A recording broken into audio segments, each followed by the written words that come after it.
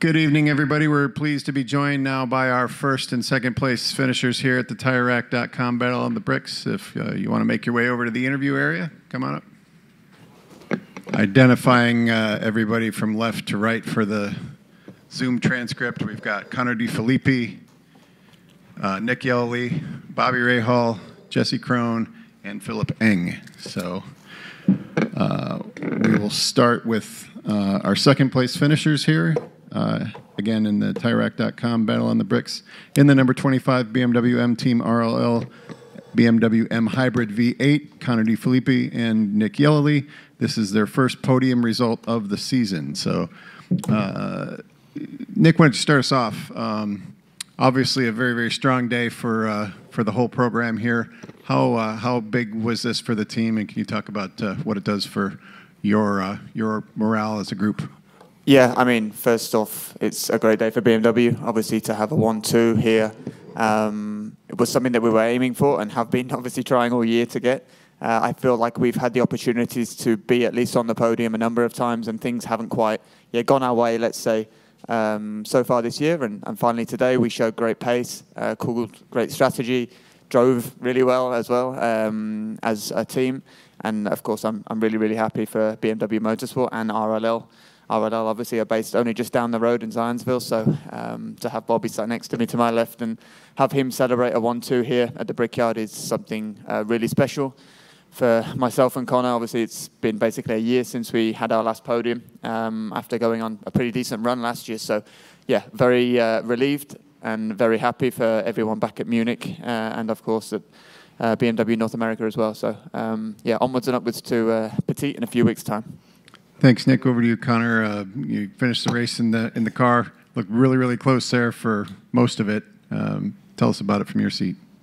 Yeah, I mean, it was a monumental weekend for all of us. We've never completed a 1-2 finish, and certainly finally sealing the deal was just an amazing feeling, really. It's today wasn't about us as drivers. It was about the team and about BMW, and at the end of the race, certainly we were battling, but really I was just trying to go as fast as I could and keep the others behind as well. I saw them kind of catching us.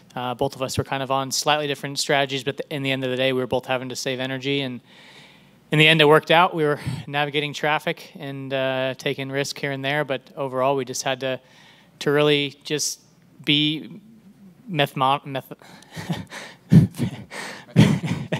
yeah.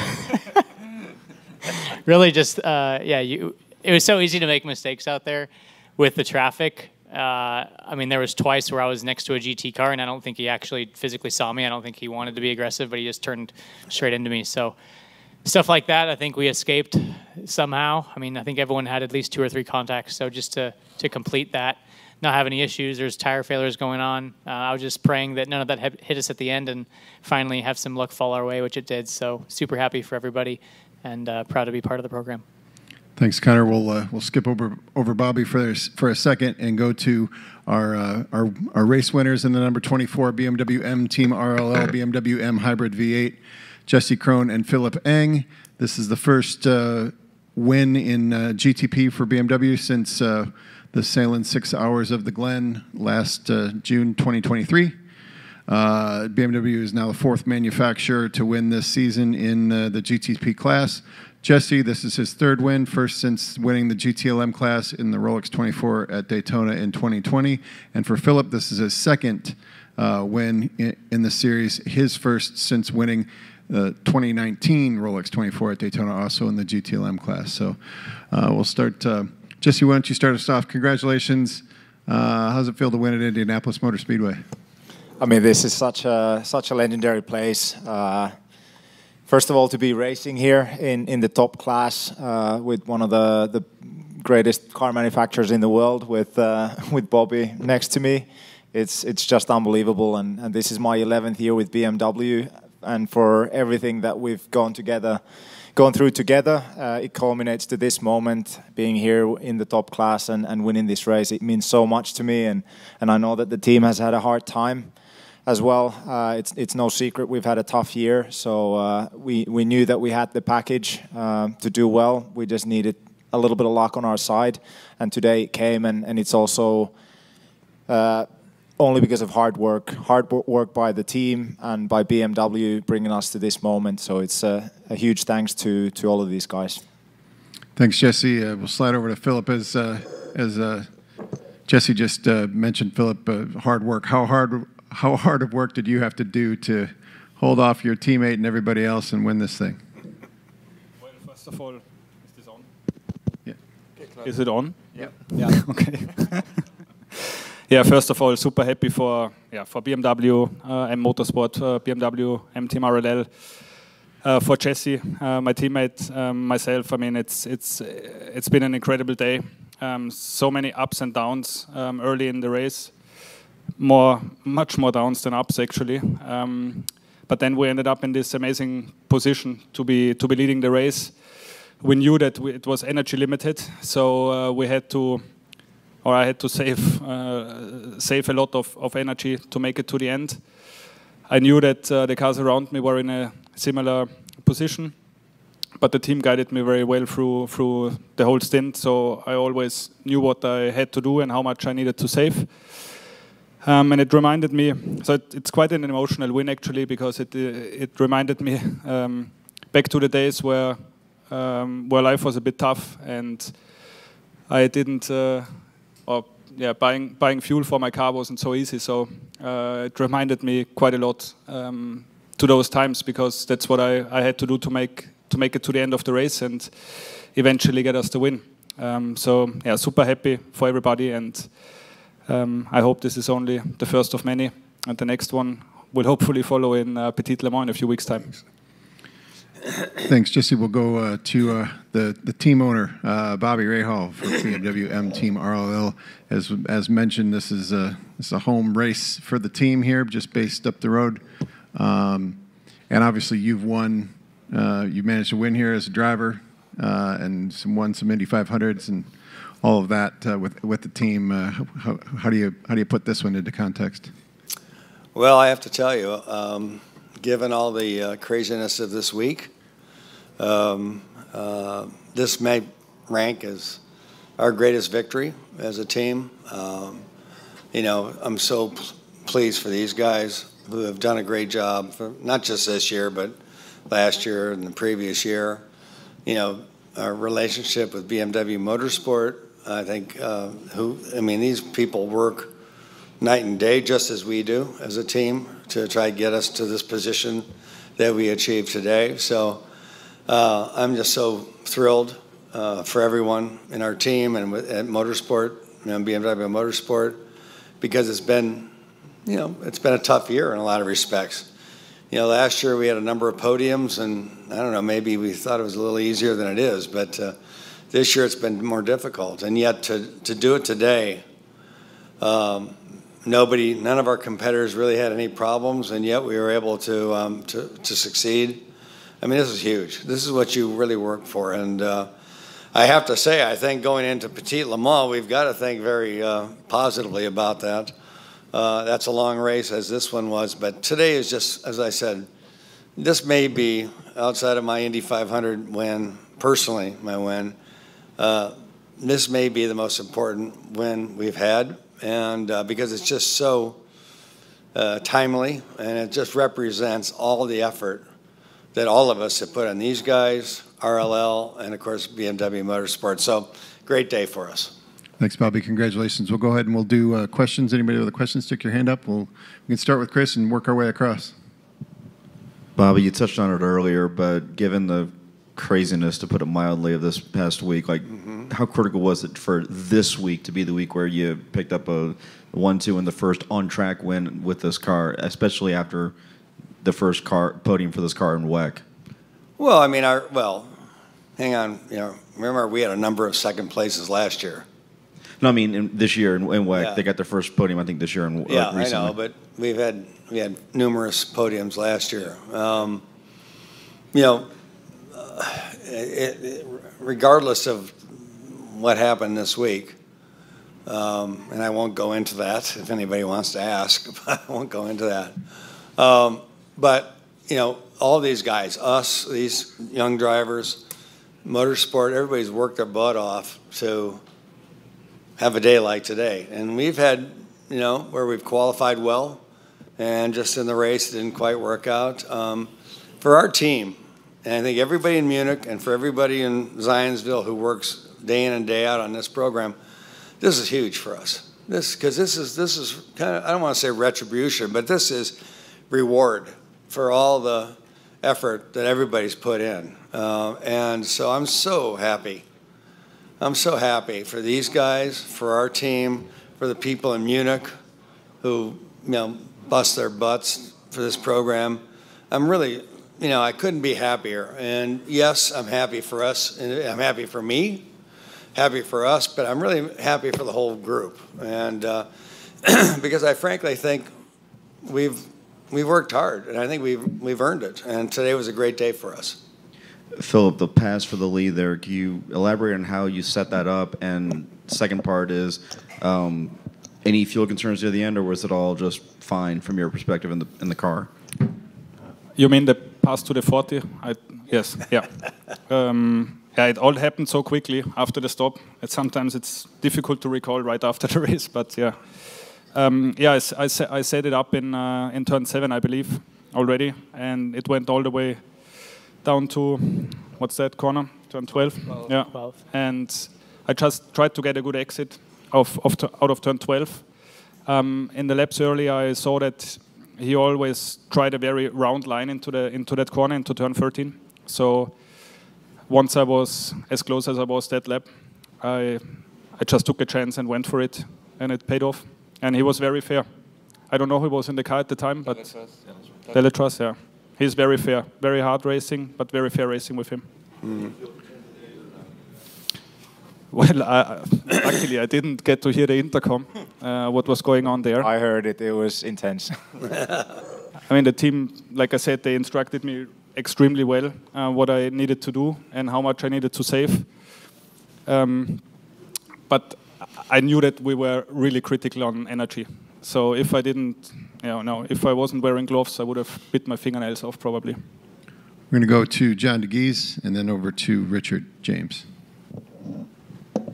Bobby, what do you think made this weekend be what it is? Considering you guys have had a lot of unlucky, breaks over the course of the year, and everything sort of just came together. Well, I mean, I think John. I think everybody worked hard, and I spoke to the guys in practice, and Philip said to me, I think the car's really good over the long run.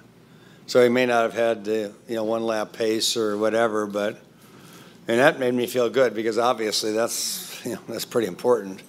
And just as I said, we just came back from a test at Road Atlanta, right, guys, and found some things there. And I mean the amount of work that our team, our drivers, our associates at Motorsport have put in is phenomenal. And I mean it's tough. And today, I just think that today, we unloaded pretty good, off the trailer. We were pretty good cars, and made some tweaks here and there. And these guys did a super job. I mean, I think we all, as I said, I asked them all. I said, well, what do you think? Yeah, I think we're good in race conditions. I think we're pretty good. And we qualified 5th and 8th, I think it was. And we weren't the fastest, a couple, 3 or 4 tenths off the Acuras, I think, was the fastest. But, come race day, that didn't matter, did it? And, it was just pit stops are good, strategy was good. To win one of these races, everything has to be in sync, and, everything's got to work. And today was one of those days for us, and I just can't imagine really a better place for us as a team. For BMW, the Indianapolis Motor Speedway. As I said, I don't think you can overstate the importance and the value of this facility on your resume. The Indianapolis Motor Speedway, that means a lot. And to win here, yeah, just awesome. And I'm so pleased. As I said earlier, all the work everybody's put in, and today was a good day. Richard, we got a mic coming to you. Philip, I believe you were, if not the first, one of the first to go on slicks after the rain. What was it? Yeah. What role did that play in the overall strategy and scheme? I mean, they asked if I could do it. They said, "What do you think? Are you happy to go out on slicks?" It was quiet for a while, and I said, "Yeah, let's do it," because it really looked like it's going to be the time for slicks. Obviously, like Bobby said, everything has to go together. So this played a big part of how we ended up where we did. It was probably the sketchiest 6 laps of my life. Every time I even thought about going on power, I had wheel spin and the car was almost going off. So it was super tough. It was the right call from the team. That saved us a pit stop. Every time you stop, there is a chance of things going wrong. So definitely the right call. And it was hard on my shoulders, a lot of responsibility. But in these races in IMSA, you just got to make sure that you're there in the last 2 hours with the car in one piece. And today we did it as a team. You're not in F1, you can curse, you know. Because I could see the word on his lips. It was close. Let's not flaunt. We don't need to flaunt it. Was there any communication from the pit stand toward the end about the racing and the closeness of the combat between the two cars? There was a lot. I was listening to it, and I had to take off the headphones because it was stressful. I was like, I've done my job. I let it play out, but there was a lot of talk about the fuel, what the competitors are doing, and how much fuel we have to save. If we're going to make it, at some point it sounded like there's no chance, but Philippe just drove on fumes, and I don't know how he had the pace he had with the fuel numbers he was achieving, but this is really a great drive by Philippe, and it shows what a driver he is. And I have to say, these guys know what rule number 2 is at RLL, which is don't take your teammate out. Although I have to say, when you passed on the pit exit, Yeah, that was my fault. past Phil, I think it was Philip. I go, oh boy, I'm going to hear about this. And then when Philip passed, went to the lead.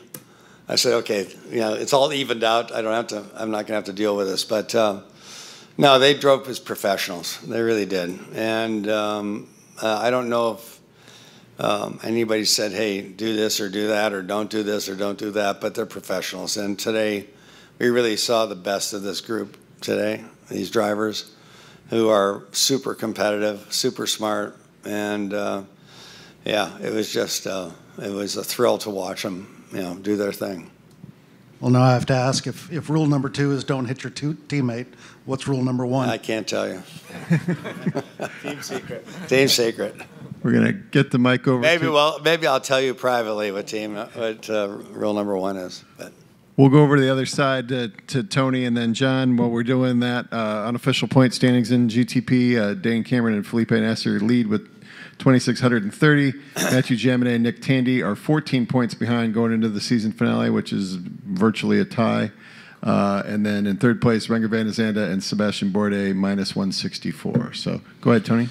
For Jesse and Philip, obviously you guys have won in GT cars before, but to win overall and in prototypes, and this is a feeling I know Connor got to experience last year, albeit in somewhat unusual circumstances. What does it mean to win overall in the top class?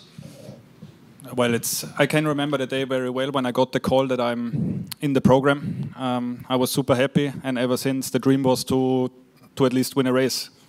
And here we are today, so it's a very special moment in my career. To be sitting here right now and to be celebrating a victory for us, but a double victory for the brand is incredible, and that's what we're all working for. John? Philip, I saw your great move for the lead on the 40, but I somehow missed, at the last restart, it seemed like it was the 40, 25, 24, and I missed how you got by the 25. Well, Connor was a bit stuck behind traffic in the last corner, coming back on the banking, and I just had a run on him. I was lucky, I think, and then it was very fair. We were side by side going into turn 1. But yeah, we raced hard, but we raced very hard as teammates, and we know that there is something bigger than us. Do Don't see any questions at the moment, so we'll go ahead and let you guys go out and kiss the bricks, and we'll welcome up our next group of race winners. Congratulations again. Thanks for joining us. How much did that change the entire strategy, going into the race? Like, did you have to just basically just throw the whole strategy book away and just try something brand new? Or was there not much that you had to change because you knew you had such a fast car in the first place? I mean, I didn't have pole by 3/10 or something, so it was still tight. I knew that the others have also fast cars. But yeah, I mean, the thing is the track is so short, so essentially when you do a full pit stop, you lose a lap. And when you start from the back, already when you do any pit stop, you lose a lap. So for sure the strategy changed a bit. We always set the priority to overcut the leaders when possible, and I think that worked well because, yeah, starting from the back, you just need to stay on the lead lap. That's the main priority. That worked well, and I think also some full course yellows helped us to, pack up the field again and be a bit closer to the overall leaders again. And while winning from the front of the GT field is not quite as chaotic for the most part, was it fun going through all those cars? I mean, for sure it's fun, but I think it's more fun if you have nothing to lose, really. And I think in this race there was a lot to lose. So yeah, it was a bit tense, but I think the key is to just stay relaxed and don't do more than what is possible or what the car can do or what the situation allows. And I think that's also quite a lot where I learned something in that race in that regard. So very good race for me and for my driving development, let's say it like this. And yeah, I hope in Atlanta maybe we can start a bit further ahead. Richard. Michael, the key move of the race may have been your final exit from the pit stall to get in the lead. Was there less fuel time needed for y'all, or was it just crew executed and you slid the car sideways into the lead?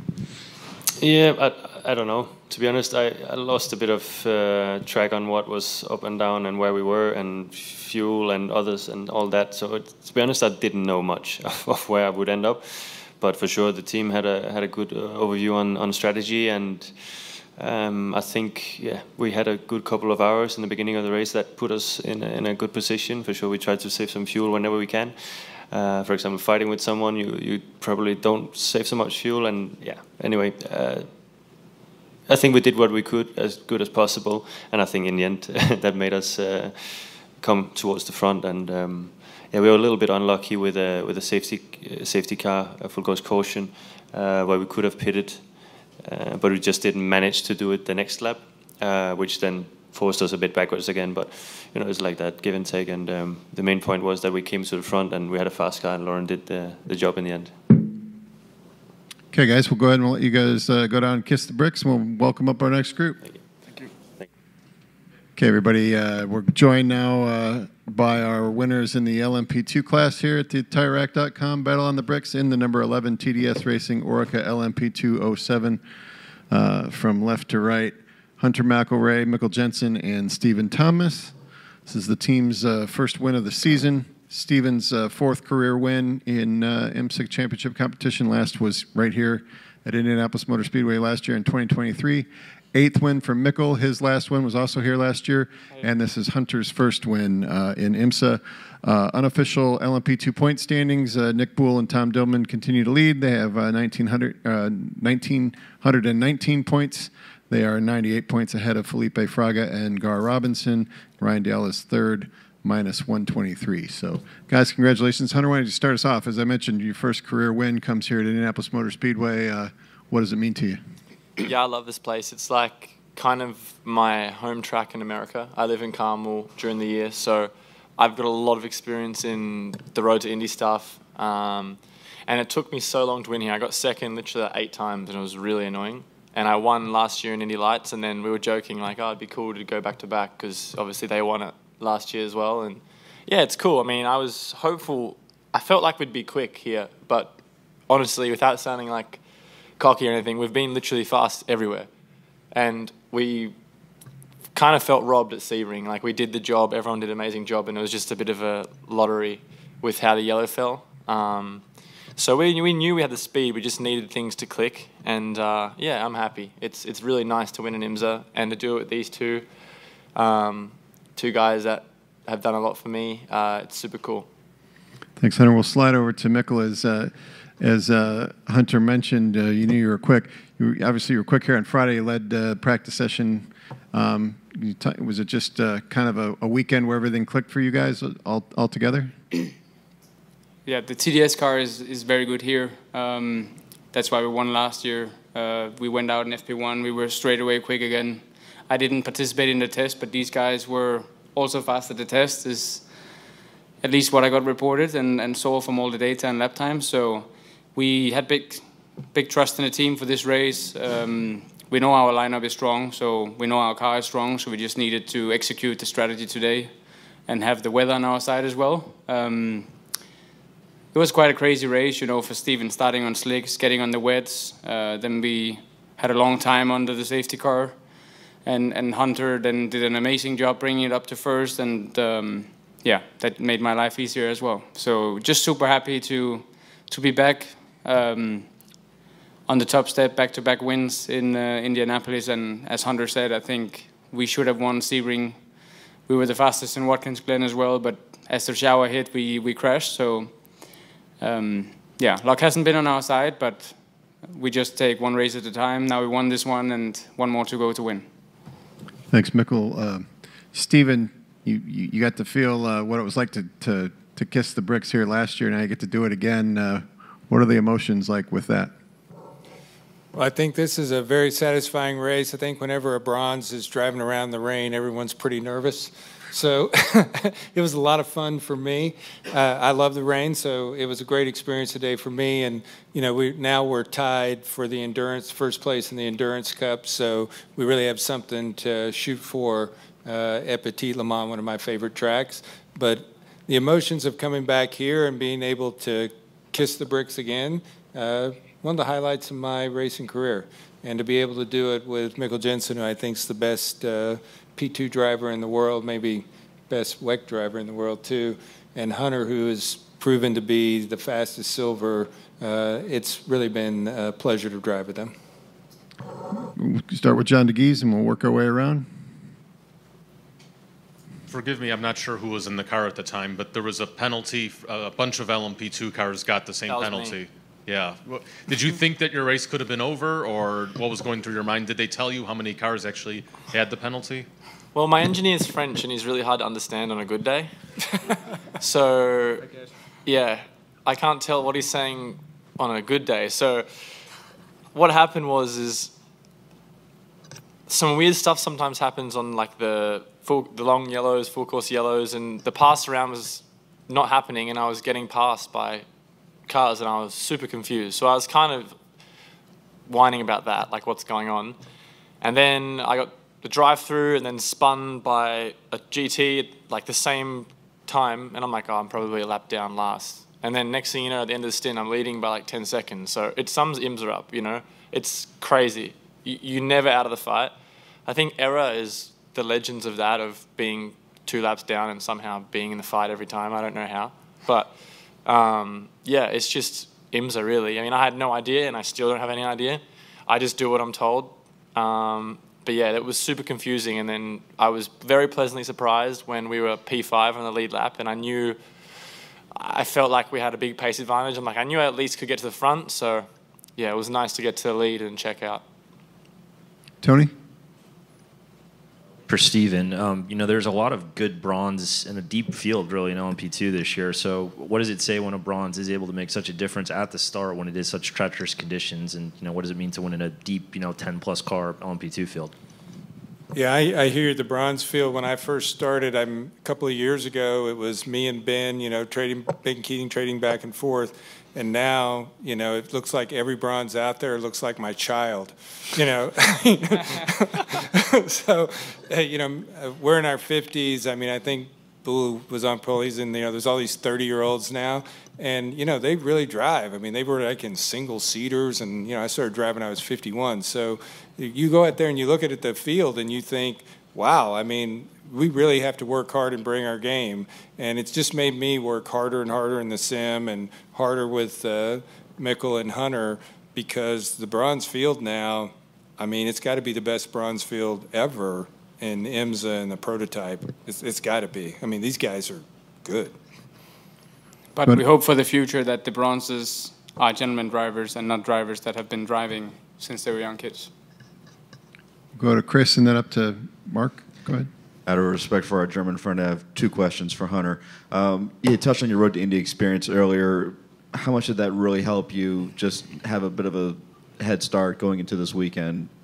It was nice. I mean, Stephen has given me a very good opportunity to where I've had a lot of testing, so I don't necessarily feel like I'm unprepared when I come to the race, but I've never driven any track on the schedule apart from here until now, obviously, right? Like, before the year, I'd only driven here on the whole schedule, so it's been a lot of learning. Road Atlanta, I've never driven, so it's going to be another learning for a little bit, but yeah, honestly, I really like this track, but I don't know. You just never know.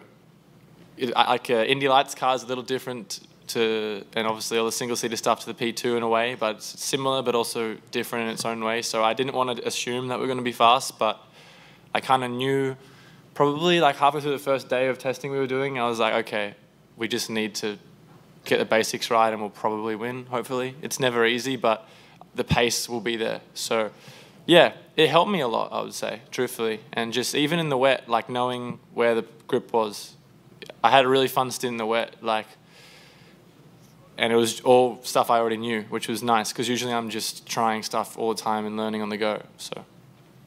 And my second question is, you've come up through the open wheel ladder in America. I know it's probably been your main focus for the last several years and trying to make that number one, but how do drives like this and performances like this help you towards securing even more of a sports car future for you here in America to keep doing this more and more and more if something in IndyCar just fizzles out for you?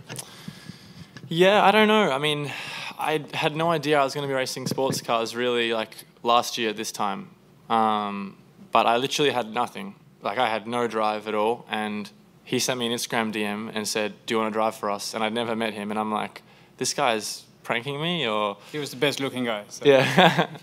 And yeah, I mean, Stephen, from what it's kind of, Stephen funds it and makes it possible, Stephen and his wife Emily, and he kind of runs the program. So yeah, I kind of have two bosses in a way, but no, it's been so cool to join them, and it's funny because it's true, but it's been so cool to join them, and I don't know what happens next year with ratings and things like that.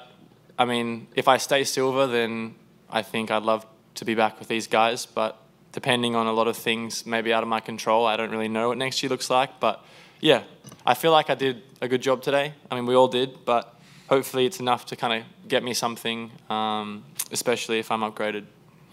Go to Mark. Oh yeah, Mikkel, if you could talk about the last move you had. I think you had to get by the 22 at the end there for the lead. You sort of bumped him out of the way in turn one. Did you know you were that much stronger? Or talk about the move and how you pulled it off. It was a crazy stint at the end, because some guys, depending on how long their fuel stop would be, they would not take tires. Some took 2 tires like we did, only 2 new on the left. Dillman took a full new set because he had a longer fuel stop. And I was obviously informed that Paul Di Resta would be on older rubber than I was, and yeah, I went for the gap.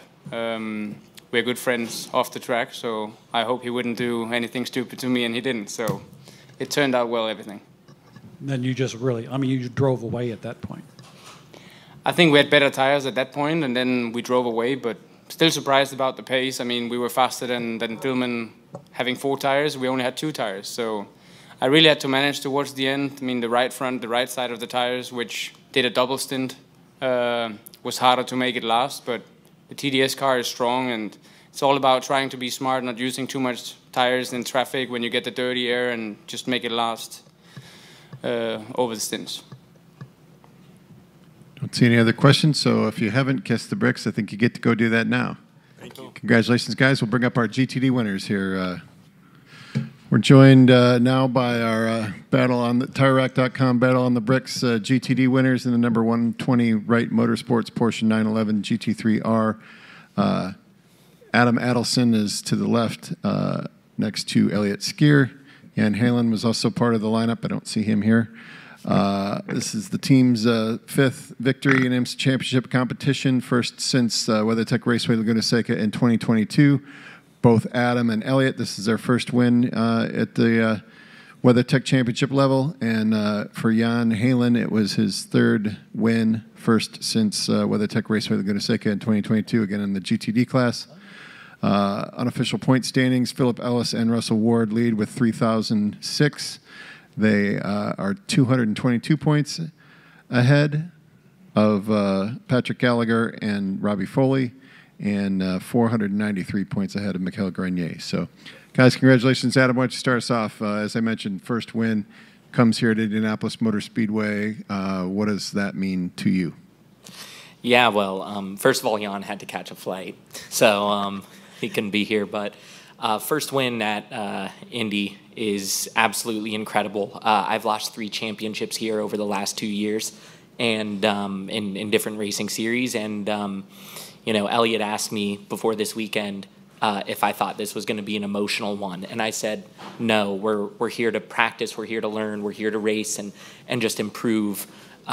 You know, for what's to come in the future. And little did we know that we'd both be walking away with our first IMSA win, you know, at Indianapolis, a place which has treated us so poorly in the past, and it's just absolutely incredible. Thanks, Adam. We'll slide over to Elliott. Elliott, you've worked your way kind of up through the various ranks here in the IMSA Sanctioned Series and elsewhere, obviously through the Porsche ranks. Now you've kind of made it to the top of the ladder here. Just tell us about it and what it means to win. Yeah, it's a pretty emotional day. As we said, we're yet to have a non-emotional race at Indy for highs and lows.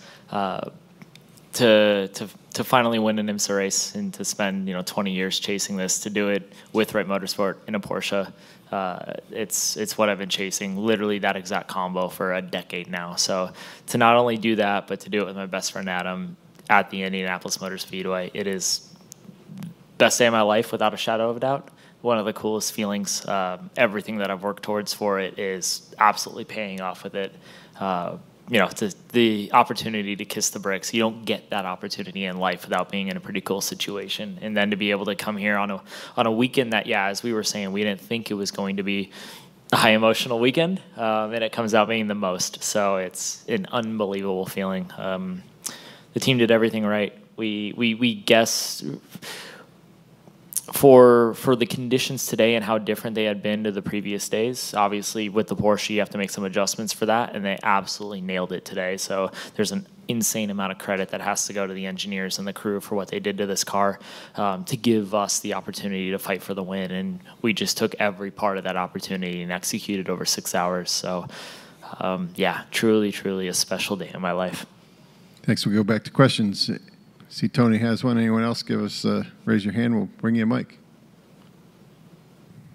Really for both of you, but I think you both touched on in Victory Lane that Adam had a really strong opening stint. It seems like you guys got to the lead early, and then kind of what was the rotation and how did you guys plot for all the various conditions and where the chaos was on track?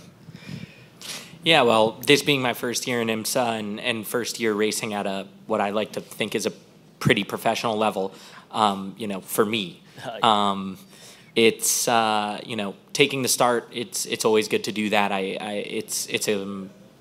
For me to get my stints out early is kind of the goal, because Elliott and Jan are considerably faster than me, and so pretty much for me it's go out there, learn, and try to give them the car in the best condition and in the best position that I possibly can, and I do typically know that in a lot of these races, the longer format ones, endurance races, that the beginning stints don't typically matter as much as the middle and the end ones. Usually it's just survive and, stay on the lead lap and try to stay as high up in the pack as you can. But today I really felt like I made a difference. And, the driver order after that, just with the, with the yellows and the rain, it just made sense to keep me in for the first hour 30, hour 40, and then hand it off to Jan, have Elliott double, and then have Jan finish, because we wanted him to finish. Elliot, it was a 56 car field. Yep. You had the changing conditions as it was. You put it into context. I mean, from our vantage point up here, when it was under green flag conditions, it's pretty exciting. Yeah. Can you tell us about what you thought? Yeah, it's definitely a different mindset in those sort of changing conditions in an endurance race. It's different if it's a 2 hour versus a 6, if it's changing versus just a straight dry race. Ultimately, days like today become the one who loses the least amount of time ultimately puts themselves in the best position. Adam definitely was in the most changing conditions out there, and ultimately he did an unbelievable job driving through the field in the middle of the rain and chaos to put us in a strong position. And then it became the job of both Jan and myself just to minimize any losses. So the traffic is nonstop out around here. It's definitely a great warm-up for Petite in that sense. The traffic density is unbelievable. So it's how little can you lose with traffic, how little can you lose making a mistake and staying out of the grass, staying out of the gravel, and ultimately just running that strong, consistent pace up front is what we needed to do. But it definitely took Adam getting us up there to be able to be in that position just to run the pace that we needed. Yeah, so it's definitely a lot of management. You're definitely not on a qualifying lap every lap like you are at some other tracks, which frankly I love that style of endurance racing, of just being smart with it. And yeah, it just all seemed to work out today. When you have all that to deal with, is it fun, stressful, or all the above? Oh, it's amazing. It's right. It's what we work for, to be in those sort of situations. It's, as a driver, when you're out there, it's so changing, it's so viable, but you're pushing yourself as you can. It's unlike other sports. There is a physical edge. There is a grip limit to the tire, so you're doing everything you can to stay as close to that as possible without going over. So it's a physical challenge, a mental challenge, and at the end of the day, doing that is what we live for. And then ultimately to come out with the win, it truly makes it a very special day. Any other questions, Richard? You talked about making the right setup calls. Was it just that you just had the right car under you, or were some strategy decisions that played a part in getting to the front as well? I mean, I think I can make the pun of we definitely did have the right car for both the R and the W sense of the word. Yeah, though I like to say it's the most satisfying thing to win in a Porsche, because it is quite hard to win in a Porsche. Everything has to be right with that car to do it, and when you do, it's truly unbelievable. And ultimately, with the conditions changing as much as they do, you definitely have to play a little bit of a game and understanding what it might be the next day. We took a look at the weather and said, you know what, let's try it this way, try it that way. I think we had a good half an hour to an hour discussion on the driver order. Then we threw it out the window, and then we redid it. And then in the middle of the race, we changed it up again. Ultimately, it played out as it needed to. But I can safely say it truly takes a team for this result to come together.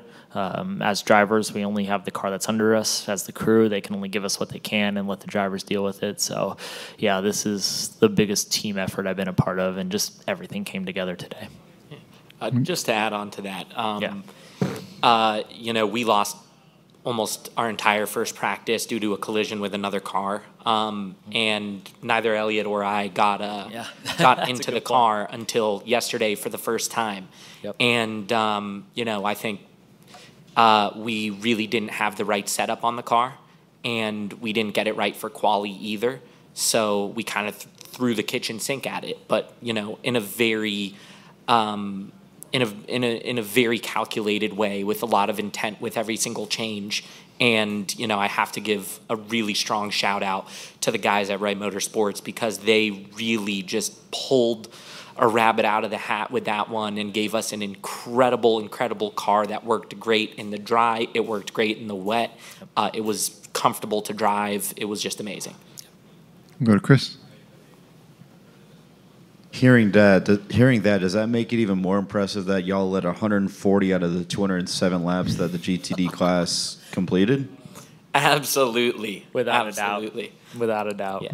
I mean, these guys are some wheelmen. Yeah. Some proper wheelmen. I got us up there. I got us into the top 10, and I think we started 16th and ended up in 5th, and then Jan drove it straight to the front Elliott kept it there I the just whole drove time. around. Yeah.